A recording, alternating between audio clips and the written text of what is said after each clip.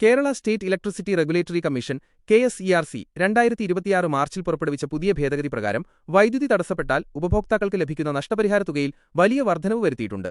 പരാതി നൽകി നിശ്ചിത സമയത്തിനുള്ളിൽ കറന്റ് വന്നില്ലെങ്കിൽ ഉപഭോക്താവിന് 100 രൂപ നഷ്ടപരിഹാരത്തിന് അർഹതയുണ്ടാകും. പുതിയ നിയമത്തിലെ പ്രധാന മാറ്റങ്ങൾ താഴെ പറയുന്നവയാണ്. 1. നഷ്ടപരിഹാര തുക. വൈദ്യുതി തടസ്സം.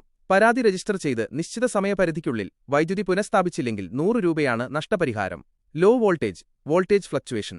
വോൾട്ടേജ് സംബന്ധമായ പരാതികൾ പരിഹരിക്കാൻ വൈകിയാലുള്ള നഷ്ടപരിഹാരം 25 രൂപയിൽ നിന്ന് 200 രൂപയായി ഉയർത്തി. Automatic credit. ഏറ്റവും പ്രധാനപ്പെട്ട മാറ്റം ഈ നഷ്ടപരിഹാര തുക ലഭിക്കാൻ ഉപഭോക്താവ് പ്രത്യേകം അപേക്ഷ നൽകേണ്ടതില്ല എന്നതാണ്. അടുത്ത മാസത്തെ വൈദ്യുതി ബില്ലിൽ ഈ തുക റിബേറ്റായി കുറച്ചു നൽകണം.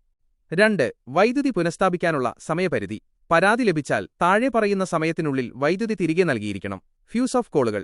നഗരങ്ങളിൽ 4 മണിക്കൂർ, ഗ്രാമങ്ങളിൽ 6 മണിക്കൂർ, മലയോര ദുർഘട പ്രദേശങ്ങളിൽ 8 മണിക്കൂർ. ലൈൻ കേബിൾ തകരാറുകൾ. നഗരങ്ങളിൽ 6 മണിക്കൂർ, ഗ്രാമങ്ങളിൽ 8 മണിക്കൂർ, ദുർഘട പ്രദേശങ്ങളിൽ 12 മണിക്കൂർ. ട്രാൻസ്ഫോർമർ തകരാർ. നഗരങ്ങളിൽ 18 മണിക്കൂർ, ഗ്രാമങ്ങളിൽ 24 മണിക്കൂർ, ദുർഘട പ്രദേശങ്ങളിൽ 36 മണിക്കൂർ. 3. മറ്റ് പ്രധാന നിയമങ്ങൾ. മുൻകൂട്ടിയുള്ള അറിയിപ്പ്. അറ്റകുറ്റപ്പണികൾക്കായി വൈദ്യുതി നിയന്ത്രിക്കുന്നുണ്ടെങ്കിൽ 24 മണിക്കൂർ മുമ്പ് ഉപഭോക്താക്കളെ അറിയിക്കണം. ദിവസപരിധി. അറ്റകുറ്റപ്പണിക്കായുള്ള വൈദ്യുതി നിയന്ത്രണം ഒരു ദിവസം 10 മണിക്കൂറിൽ കൂടാൻ പാടില്ല. സേവനങ്ങളിലെ വേഗത.